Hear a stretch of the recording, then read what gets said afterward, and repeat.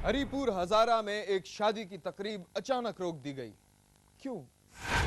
हरीपुर के इलाके गाजी तरबेला के एक घर में ढोलक पर शादी ब्याह के गीत गाए जा रहे थे। घर में चारों तरफ रौनक थी, छोटे बड़े कुमकुमे जगमगा रहे थे और पाक फजाइया के रिटायर्ड अफसर गुलाम कादिर का बेटा फहद दोस्तों रिश्तेदारों में घिरा हुआ था।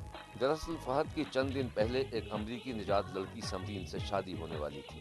फहद पेशावर यूनिवर्सिटी से पीएचडी कर रहा था और कुछ माह कबल उसके वालिदैन ने उसकी समरीन से मंगनी कर दी थी। दोस्तों रिश्तेदारों को दावतनामे भेजे जा रहे थे।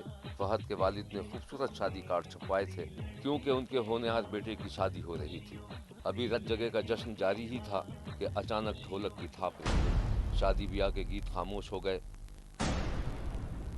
और बरकी कुमकुमों को बुझा दिया गया। पूरे घर में सन्नाटा छा गया। लोग एक दूसरे का हैरत से मुंह तकने लगे। तकरीब में शरीक हर शख्स का चेहरा सवालिया निशान बना हुआ था। किसी की समझ में नहीं आ रहा था कि शादी वाले घर में अचानक इतनी उदासी कैसे हो गई, मगर जल्द ही सबको अपने सवालों का जवाब मिल गया। और वो जवाब ये था कि ऐन उस दिन जब फहद के घर में रत जगह का जश्न हो रहा था, समरीन की शादी इलाके के एक और नौजवान अतीक से कर दी गई थी। समरीन की किसी और जगह शादी की खबर फहद के घर वालों पर बिजली बनकर गिरी। समरीन की किसी दूसरी जगह शादी की खबर ने फहद के घर वालों को हैरान कर दिया था। फहद की वालदा सदमे से निढाल हो गई, वालिद किसी गहरी खामोशी में चले गए और बहन भाइयों की आंखें आपदीदा हो गई। हैरत की बात यह थी कि समरीन फहद को पसंद करती थी और दोनों की मर्जी से कुछ माह कबल उनकी मंगनी भी कर दी गई थी। फिर ये सब कुछ क्यों और कैसे हो गया, ये बात फहद की समझ से बालातर थी। और ये अतीक कौन था जिसके साथ समरीन को ब्याह दिया गया था? क्या समरीन ने फहद से शादी करने के बारे में अपना जहन तब्दील कर लिया था?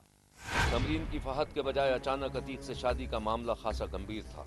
फहद को न जाने क्यों यकीन था कि समरीन के साथ जबरदस्ती की गई है और उसे किसी दूसरे शख्स से शादी पर मजबूर किया गया है। फहद बुरी तरह पेचोताप खा रहा था क्योंकि उसकी इज्जत नफ्स मजबूर हुई थी, मगर वो कर भी क्या सकता था। अब समरीन उसकी नहीं रही थी, वो किसी दूसरे की बीवी बन चुकी थी। समरीन और अतीक की शादी को 2-4 दिन गुजर चुके थे और फहद समेत उसका पूरा घराना गम और गुस्से और सदमे की कैफियत में था कि अचानक दरवाजे पर दस्तक हुई। फहद की बहन ने दरवाज़ा खोला तो उसे अपनी आंखों पर यकीन नहीं आया।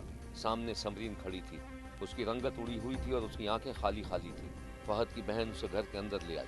फहद की वालदा, वालिद और भाई भी मौजूद थे। उन्होंने प्यार और शफकत का हाथ रखते हुए समरीन की खैरियत दरियाफ्त की और आने का सबब पूछा। समरीन फूट फूट कर रोने लगी। बकौल फहद के घर वालों के, उसने अपने शौहर के पास वापस जाने से इनकार कर दिया था क्योंकि उसकी ज़बरदस्ती शादी की गई थी।